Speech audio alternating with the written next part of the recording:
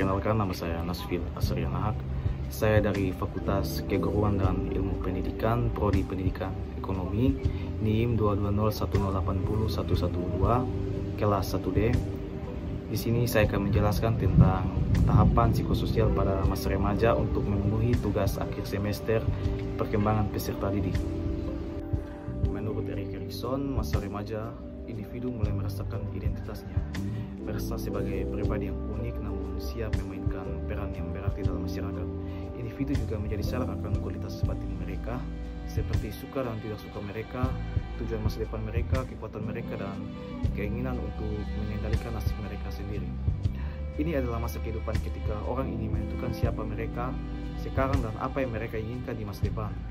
Karena transisi yang sulit dari masa kanak-kanak ke dewasa di satu sisi dan kepekaan terhadap perubahan sosial dan sejarah di sisi lain, remaja mungkin mengalami kesulitan yang paling banyak daripada waktu lain semasa pembentukan identitas karena keinginan perang.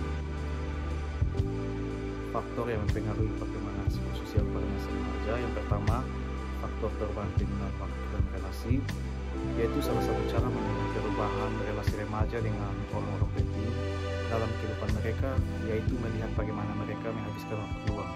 Yang kedua yaitu faktor remaja dan orang tua, sebagaimana remaja merasakan tekanan antara dependensi pada orang tua mereka dan kebutuhan untuk memisahkan diri.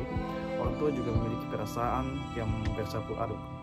Mereka ingin anak mereka independen, tetapi menyadari sulit untuk melepaskannya.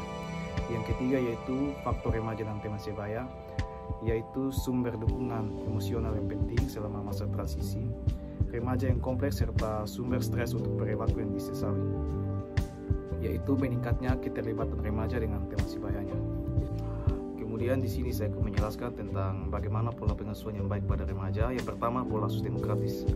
Pola asuh ini ditandai dengan orang tua yang memberikan kebebasan yang memadai pada anaknya, tetapi memiliki standar perilaku yang jelas. Mereka memberikan alasan yang jelas dan mau mendengarkan anaknya, tetapi juga tidak segan untuk menetapkan beberapa perilaku dan tegas dalam menentukan batasan.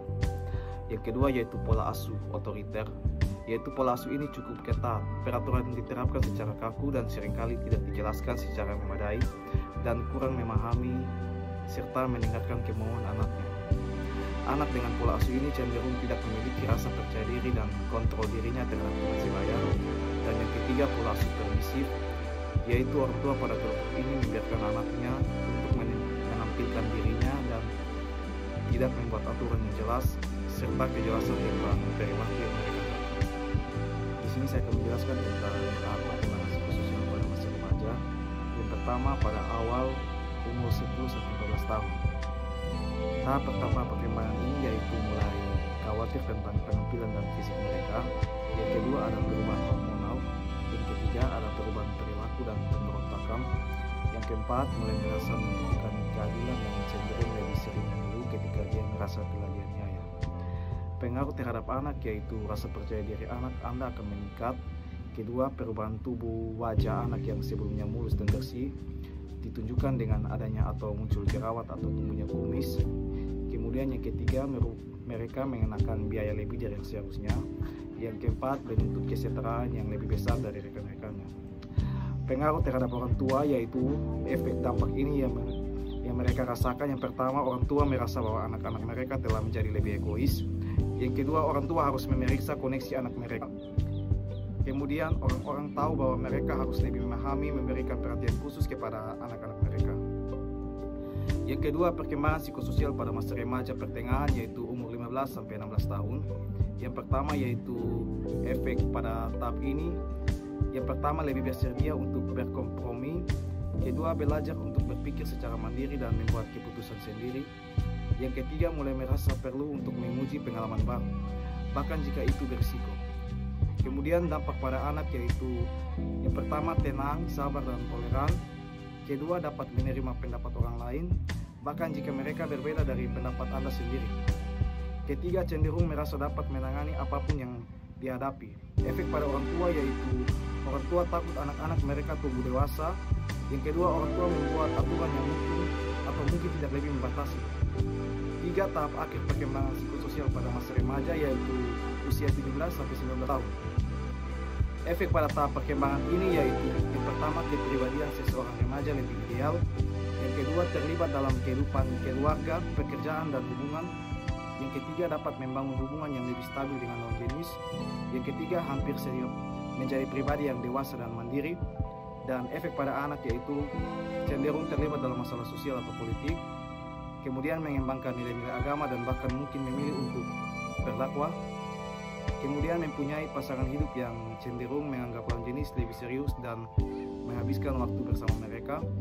Dan mereka cenderung merasa bahwa pengalaman mereka berbeda dengan pengalaman orang tua mereka. Mereka cenderung hidup sendiri dan terpisah dari orang tuanya. Efek pada orang tua yaitu orang tua cenderung gugup dan stres karena anaknya menolak agama. Kemudian keinginan orang tua untuk melindungi anak-anak mereka dapat bertentangan karena anak-anak mereka merasa mereka dapat hidup mandiri tanpa orang tua mereka. Tiga, karena anak belum dianggap mampu bertindak, orang tua dapat mendukung anak secara finansial. Orang tua cenderung khawatir bahwa hubungan anak mereka terlalu serius dan prematur. Orang tua biasanya merasa bahwa sekolah atau pekerjaan anak mereka diabaikan oleh hubungan tersebut.